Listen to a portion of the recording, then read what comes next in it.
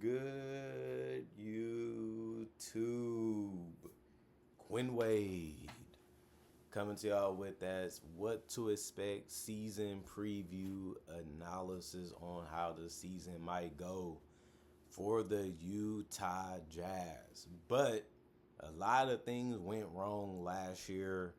A terrible, forgettable season. That's a season that you just want to throw right in the garbage and burn everything that came with it. 17 wins, 65 losses, 20% win percentage. One of the worst seasons in Utah Jazz history without even thinking about it. And they was able to cash in a little bit and get a perimeter player that's 19 years old right now, and Ace Bailey as a guy that they look forward to building around and building with in the future. And I think Ace Bailey is going to be bad this year. He's going to have a lot of problems scoring. He's going to have a lot of problems shooting. He's going to have a lot of problems trying to create his own shot and create opportunities. The struggle is going to be real. Only reason why I say that is because I seen what he did in summer league. I seen what he did in high school. I seen what he did in college.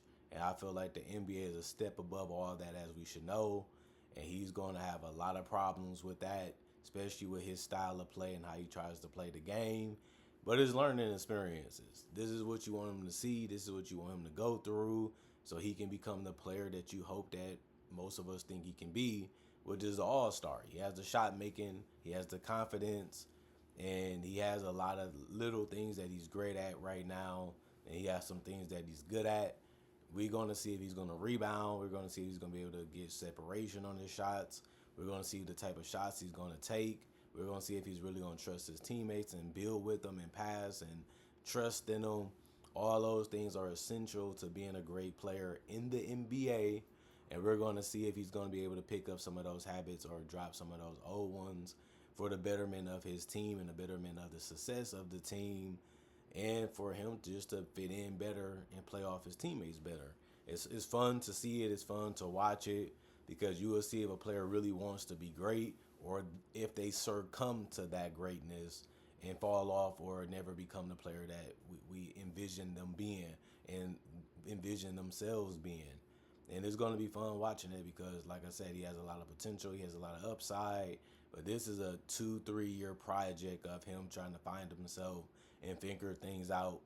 And the Jazz basically allowing him to do it while still expecting him to learn on the fly and become better quickly, too. So this transition into being a team around him doesn't, go on longer than it has to.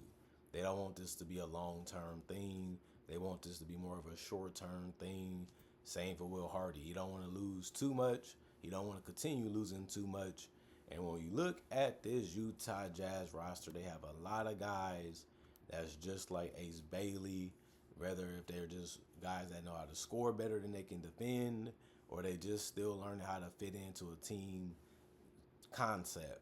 You got Kyle Filipowski, one of the best players at Summer League, if not the best one.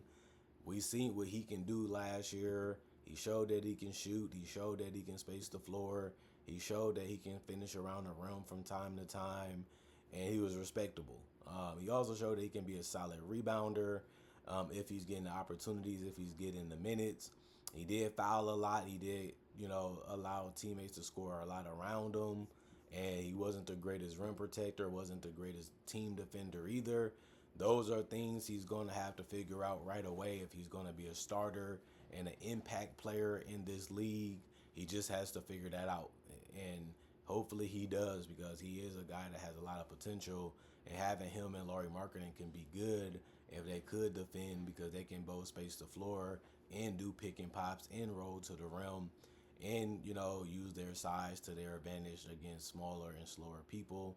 And that's what they have to look forward to, because Lauri Markkanen had, showed that he can score, and he was an all-star caliber player.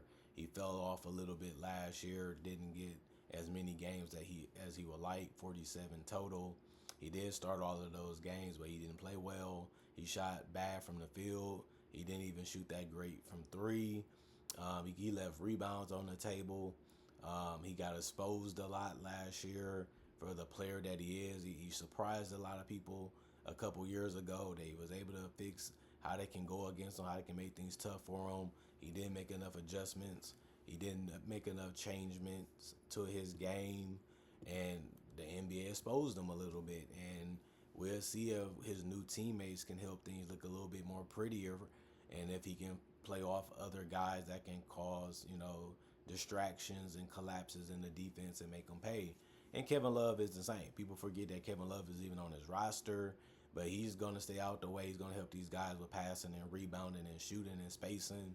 That's all they really need him to do. He's not going to be on the court that much, but at least he doesn't take too much from what they need. If anything, he's just going to be a weapon that they can use to hurt players or hurt teams that can't guard one-on-one guys, or they have to make quick decisions.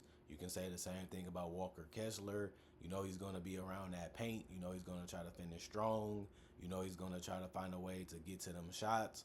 He showed that he can be a solid rim protector. He still needs to prove his AI, or AKA basketball IQ, where he can be a great help defender and he can make things tough for guys trying to get close to the paint or near it, or forcing them to take more perimeter shots than floaters that's close to the rim, or layups, or even free throws.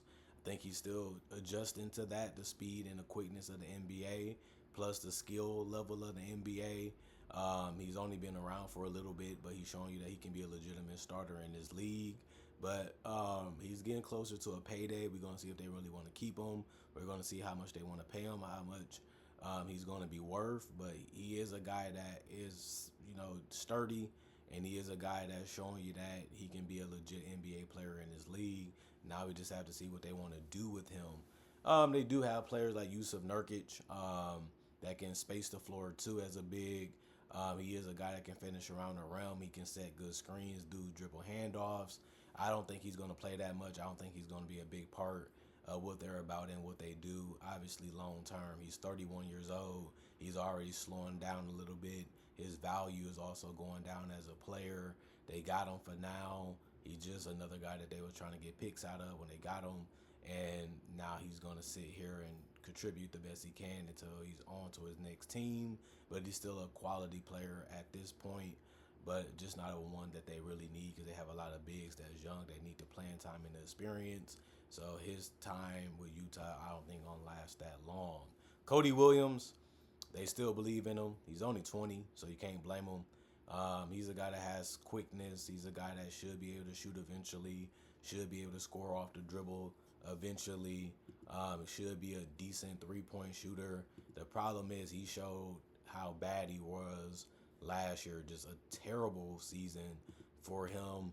25% from three, 32% from the field. He did play 21 minutes, which is a lot for a guy that really wasn't helping when it comes to helping playing winning basketball. He did also start 21 games, and he did play 50 total. That was another thing that was bad. He was injured and banged up a lot. He gave you 2.3 rebounds, 1 assist, showing you that he's willing to be a team player, showing you that he can play off of his teammates. But he needs to show a lot more before they give up on him, because that season he played last year was terrible. Defensively and offensively, he didn't do too much right, if I had to be honest. But rookies can be that way. It's a huge adjustment period. The off season is a huge learning period. How much you want it, how much you're going to put in to have a better and more successful season is what we're going to see for Cody Williams this year coming up in his sophomore year. How much did you really work on your game? How much footage did you really watch to improve? And what can you really do to be a better player? We're going to see that within his first 30 to 40 games. And if he shows us what he showed us last year, his time in the NBA might be over quicker than we think. That's how bad he played last year in my personal analysis. Oscar, John, Bryce, and then obviously KJ Martin, who's not really, I think, going to be on a roster anymore, but it was worth mentioning them. But you also can look at guys like Walter Clayton Jr. and Isaiah Collier and Keontae George and Elijah Harkless and Taylor Hendricks. they're all prospects. They're so raw. They have so much untapped potential. They're still trying to figure out what they're great at.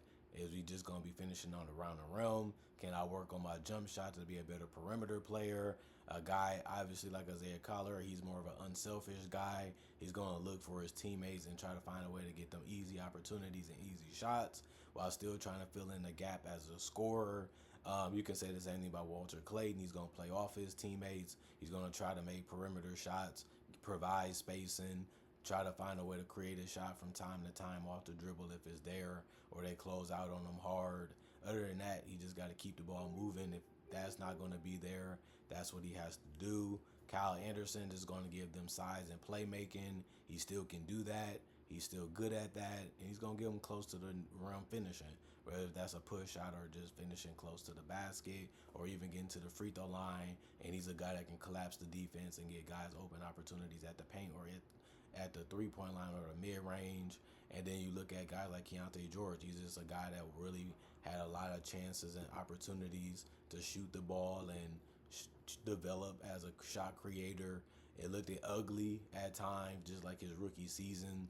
And he also shot a ton of threes, career high 7.6 3-point attempts, shot 34%. That's not the worst thing ever, but he also did get to the free throw line a whole lot more, 4.3 free throw attempts and shot 81%.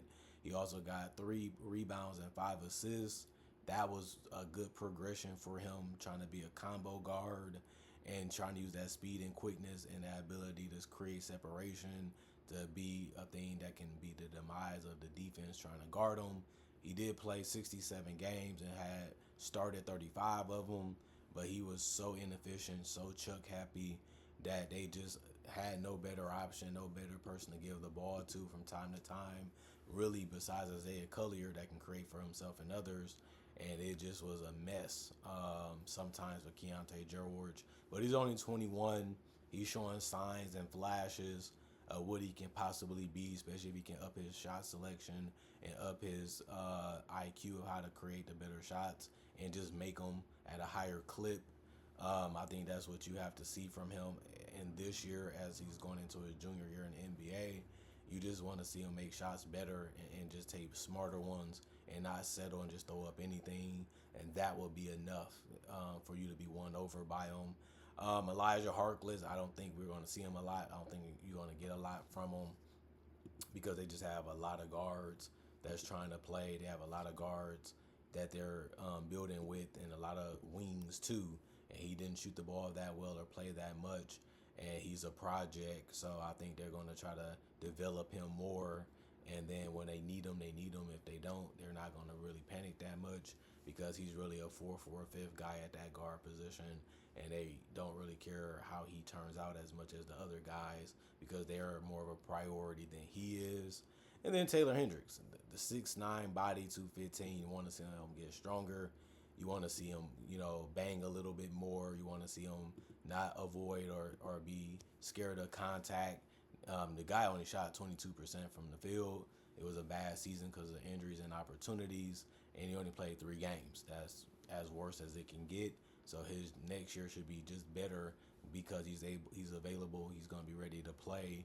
He's going to be ready to prove himself. He's going to be hungry for opportunities, and that should fuel him enough to have a better season than the one he had last year. But the bar is so low that he should be able to pass it. And I do expect him to be better. I do expect him to be smarter out there on the basketball court. And I think it is all fun at this point for him to try to prove himself to the NBA and show what he really brings to the table and what he can do. And, he has some highs and lows already. And now he's ready to smooth that out and have a more confident type of season. When you look at Steve Mykhailiuk, he's a veteran on this roster, still young. He's still going to try to come in and fit in, try to shoot some threes, try to get some quick opportunity, try to get out in transition from time to time, try to be an additional playmaker and an unselfish teammate. And that's all you really asking Steve to do. And I think he can accomplish that and stay out the way.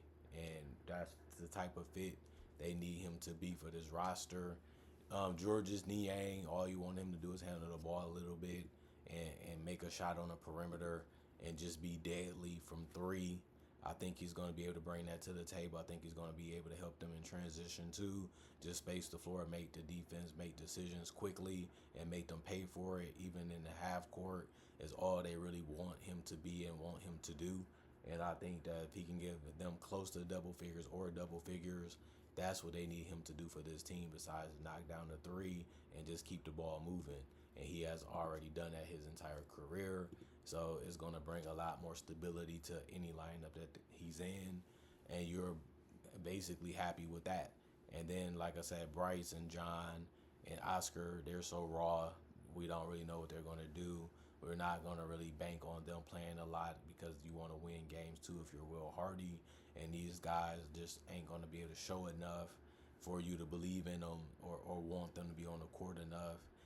Because they're not going to help you win too much games. Some of these guys are older now, but they still, as players, aren't as great as they need to be for them to be on the court compared to other guys. And some guys got more higher potential and more upside, so you rather give them more playing time because they're a bigger part of what this team is going to be and how they're going to look based off how the roster is constructed right now. Even in the future, some of these guys are still on prove it and let me see type of contracts or opportunities, and that is important for playing time and situations to show you that yeah, our team might not be that great, yeah, we might not win that many games, but we're building confidence and we're building our players up for the future. If they stay, they stay. If they don't, they can play enough to where another team might be attracted or want to take a flyer on them. We can move them and get another guy that we might like, or we can move a couple of them and do the same thing, or even move up in the draft and get another guy that we feel has potential and we can add to our roster and go in that direction if they don't fit the way we think they would. Teams give up on young players faster than you think. Teams also bounce them around a lot because they want them, they want them, they want it, they want them. And guys sometimes got development crises because of that. Like, man, they gave up me to her, or man, this is a different role, or man, this is a different situation, or man, I gotta change up everything I do to fit in with this team, but I fit better with that team, but I don't really know until I get there. That's the type of reality that these players got to go through as professional athletes. You got to take it. You got to accept it because they living better than average. They live in the American dream, and they already accomplished their goal already to make it to the NBA, and most of them got drafted. So you can't feel sorry for them. You can't get too depressed about it. You just hope these guys figure it out and try to win with y'all. Besides, the fact that y'all might not think they're that good and you think that they should be getting rid of them, fans have turned into that more where synced enough, you suck. We synced enough, we don't think you're that good either. We want to get rid of you while you're worth something because potential is a son of a gun on the NBA or in the NBA. So potential can get you far. It can get you drafted. It can get you paid. We have seen that, especially the last 25 years, where the guy wasn't that good, but he was better than a lot of other players that we could get or that we have, and he still has untapped potential to be better. We're taking that chance. We're taking that gamble, and we're going to try to live with it. The NBA has always been that way, but it's become more popular where these guys are athletic. These guys have bodies that we just can't find. We want to build that skill. We want to be stern on them to try to smooth out those rough edges.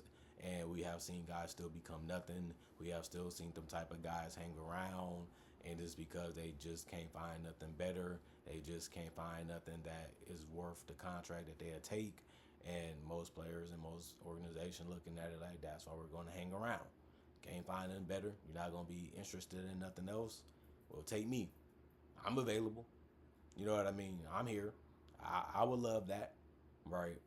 And that's how it can be for a lot of these players, and it is what it is. I ain't hating on nobody. I'm just saying we have seen this Jazz team have guys that have played really, really bad, and that's why they only won 17 games. It's hard to win only 17 games if you feel like you have talent. When y'all are not executing, not making plays, not making enough shots, not creating enough shots that's quality, and y'all not defending or playing good rim protection or perimeter defense, y'all are doing a lot of things wrong. It's hard to break that when they're seeing it in camp, when they're seeing it in preseason, and they seen it all last year. It traumatizes you. And we're going to see if they can break that traumatizedness and get back on winning ways, or is this team just a bunch of guys just thrown together that they're just trying to find who's worth keeping and who's not. That's important. That's what you want to see too.